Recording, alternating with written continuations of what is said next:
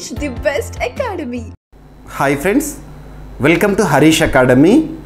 ఈరోజు వార్తలు నిలిచిన జాతీయ అంతర్జాతీయ రాష్ట్రీయాంశాల గురించి, వార్తలు నిలిచిన వ్యక్తులు, అవార్డులు, పుస్తకాలు, మరి క్రీడా సంబంధిత సమాచారం, ఒక్కొక్క అంశాన్ని వివరంగా తెలుసుకుందాం. ఈరోజు మన ఫస్ట్ టాపిక్ వచ్చేసి రానున్న బ్రిక్స్ శిఖరాగ్ర సదస్సుకి సంబంధించిన షెడ్యూల్.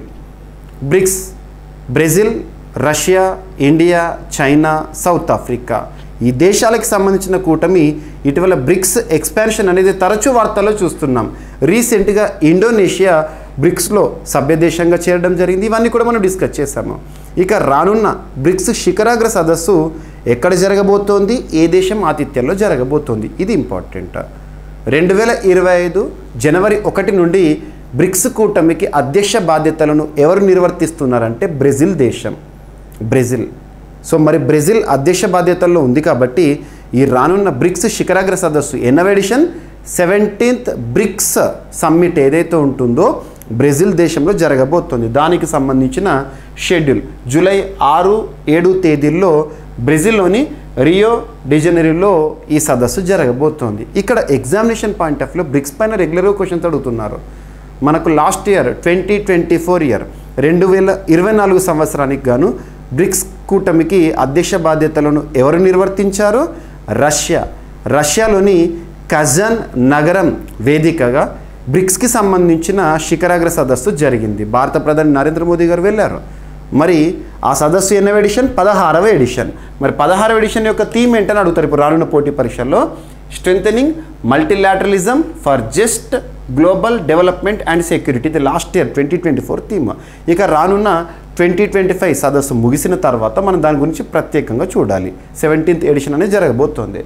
అభివృద్ధి చెందుతున్న దేశాల కూటమి బ్రిక్స్ తదుపరి శిఖరాగ్రము జూలై 6-7 2025 తేదీల్లో బ్రెజిల్లోని రియోలో జరగబోతోంది. ఈ విషయాన్ని విదేశాంగ మంత్రిత్వ శాఖ వారు బ్రెజిల్కి సంబంధించి చెప్పడం జరిగింది. మౌరో వియరా అక్కడ విదేశాంగ శాఖ మంత్రి.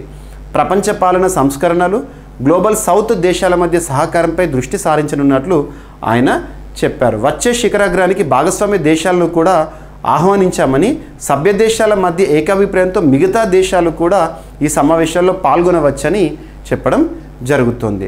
2009లో బ్రిక్గా ఏర్పాటై, బ్రిక్గా అంటే బ్రెజిల్, రష్యా, ఇండియా, చైనాలతో బ్రిక్గా 2009లో ఏర్పాటై 2010లో దక్షిణాఫ్రికా చేరికతో బ్రిక్స్గా మారింది. ఆ తర్వాత ఇరాన్, ఈజిప్ట్, ఇథియోపియా, యుఏఈ ఇలా విస్తరించడం జరిగింది. రీసెంట్గా ఇండోనేషియా కూడా సభ్యత్వాన్ని స్వీకరించడం జరిగింది. గుర్తుపెట్టుకోండి.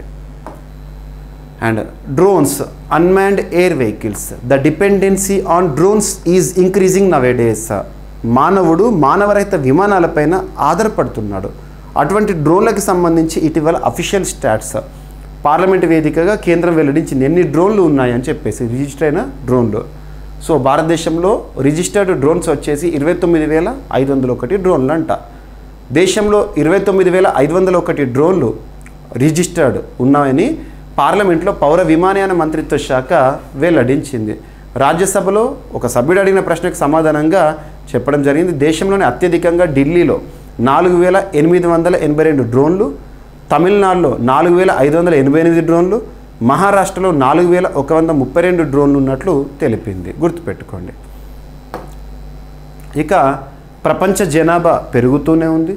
ఇక కొన్ని దేశాల జనాభానేమో తగ్గుతోంది, కొన్ని దేశాల జనాభానేమో పెరుగుతోంది. భారతదేశ జనాభా పెరగబోతోంది, చైనా జనాభా తగ్గుతోంది.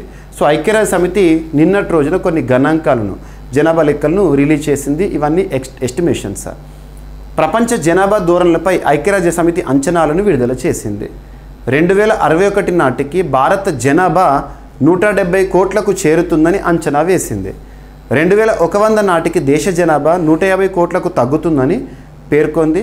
చైనా జనాభా 2061 నాటికి సుమారు 120 కోట్లకు తగ్గుతుందని, 2100 నాటికి మరింత తగ్గి 63 కోట్లకు పరిమితం అవుతుందని ఐక్యరాజ్య సమితి అంచనా వేసింది. చైనా జనాభా 2021 నుంచి క్రమంగా తగ్గుముఖం పడుతున్నట్లు వెల్లడించడం జరిగింది.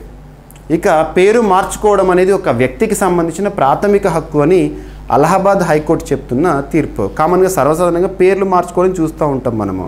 సో వ్యక్తుల పేర్లు మార్పు అనేది ఇది వారికి సంబంధించిన ప్రాథమిక హక్కుల గురించి మనం దేశంలోనే అత్యున్నత చట్టమైన రాజ్యాంగంలో 3వ భాగంలో చూస్తాము. ఆర్టికల్ 12 నుండి 35 వరకు. అందులో ఆర్టికల్ 19 క్లాస్ 1A కానివ్వండి, అండ్ ఆర్టికల్ 21 జీవించే హక్కే కానివ్వండి, ఆర్టికల్ 14 సమానత్వ హక్కే కానివ్వండి. వీటి ఆధారంగా వ్యక్తి కల్పించబడిన ప్రాథమిక హక్కుల్లో పేరు మార్చుకోవడం కూడా ప్రాథమిక హక్కే అని అలహాబాద్ హైకోర్టు ఇటీవల ఒక కేసు విషయంలో చెప్పడం జరిగింది. సో పేరు ఎంపిక చేసుకోవడం లేదా మార్చుకోవడం భారత రాజ్యాంగం ప్రకారం ప్రాథమిక హక్కు అని అలహాబాద్ హైకోర్టు కీలక తీర్పును వెలువరించింది. గుర్తుంచుకోండి. ప్రసూతి సెలవులో ఉన్న ఉద్యోగిని తొలగించరాదు అని పంజాబ్ హర్యానా హైకోర్టు చెప్పడం జరిగింది. సో ప్రసూతి సెలవులకు సంబంధించి మెటర్నిటీ బెనిఫిట్ యాక్ట్ లేదా మెటర్నిటీ లీవ్స్ లేదా మాతృత్వ సెలవులు 1961 చట్టం ఏదైతే ఉంటుందో చెప్తుంది. అండ్ ఇంకోటి ఏంటంటే పని ప్రదేశాల్లో మహిళలకు ప్రత్యేక సౌకర్యాలని చెప్పేసి మనం చదువుతాము. ఆదేశిక సూత్రాల గురించి రాజ్యాంగంలో 4వ భాగంలో మనం నేర్చుకుంటాం. ఆర్టికల్ 36 నుండి 51 వరకు. అందులో ఆర్టికల్ 42 మహిళలకు కల్పించే ప్రత్యేక సౌకర్యాల భాగంగా చూడొచ్చు. ఈ టాపిక్ని లింక్ చేసుకోవచ్చు మనము. సో ఇక్కడ ప్రసూతి సెలవులో ఉన్న ఉద్యోగిని తొలగించరాదని పంజాబ్ హర్యానా హైకోర్టు తీర్పు చెప్పింది. ప్రసూతి సెలవును మంజూరు చేసిన తర్వాత ఉద్యోగం నుంచి తొలగించడం కోసం ఆ సెలవును కుదించకూడదని తెలిపింది. జీతం బాకీలను బాధితురాలికి చెల్లించాలని ప్రభుత్వాన్ని ఆదేశించడం జరిగింది. గుర్తుంచుకోండి. భారతీయ విద్యా వ్యవస్థ అద్భుతమని చెబుతూ ఇటీవల గణాంకాలు చెప్తున్నాయి. QS ప్రపంచ ర్యాంకింగ్స్లో 318% మన విద్యా వ్యవస్థ పురోగతి సాధించింది. సో దేశవ్యాప్తంగా విద్యా సంస్థల పెరుగుదలను కనుక మనం అబ్జర్వ్ చేస్తే 1950-51లో 30 యూనివర్సిటీస్ ఉంటే ప్రస్తుతం 2021-22 వరకు అబ్జర్వ్ చేస్తే 1168 ఉన్నాయంట. ఇక కళాశాల విషయంలో కూడా భారీగా మార్పులు పెరుగుతూ వచ్చినాయి. మనకు స్వాతంత్రం వచ్చినప్పటి నుంచి ఇప్పటివరకు దేశంలో విద్యా వ్యవస్థ అంచెలంచెలుగా విస్తరిస్తూ అభివృద్ధి పథంలో దూసుకుపోతుందని కేంద్ర విద్యాశాఖ ఇటీవల వెల్లడించింది. ముఖ్యంగా గత 10 ఏళ్ల ఎన్డీఏ హయాంలో విద్యకు ఎంతో ప్రాధాన్యత ఇవ్వడం వల్ల గ్రామస్థాయి నుంచి దేశ రాజధాని వరకు ఈ పురోగతి సాధ్యమైనట్లు చెప్తున్నారు. స్వాతంత్రం వచ్చే సమయానికి 0.4%గా ఉన్న గ్రాస్ ఎన్రోల్మెంట్ రేషియో 2021-22 నాటికి ఏకంగా 71 రెట్ల పెరుగుదలతో 28.4%కి చేరినట్లు తెలపడం జరిగింది. ఇక QS క్వాకరెల్లి సిమెంట్స్ వరల్డ్ ర్యాంకింగ్స్తో దీన్ని పోల్చుకుంటే భారత విద్యా వ్యవస్థ 318% పెరుగుదల నమోదు చేసిందని, ఇది G20 దేశాలను అత్యధిక వృద్ధి పురోగతి అని కేంద్ర విద్యాశాఖ ప్రకటించింది. ఇటీవల ఫ్రాన్స్ పర్యటనలో భాగంగా భారత్ ఫ్రాన్స్ మధ్య కీలక ఒప్పందాలు జరిగినాయి. ఫ్రాన్స్ అధ్యక్షుడు ఎమాన్యుయల్ మెక్రాన్. సో ఇక్కడ అబ్జర్వ్ చేస్తే భారత ప్రధాని నరేంద్ర మోదీ గారు 2 రోజుల ఫ్రాన్స్ పర్యటనలో ఆ దేశ అధ్యక్షుడు ఎమాన్యుయల్ మెక్రాన్తో చర్చలు జరిపారు.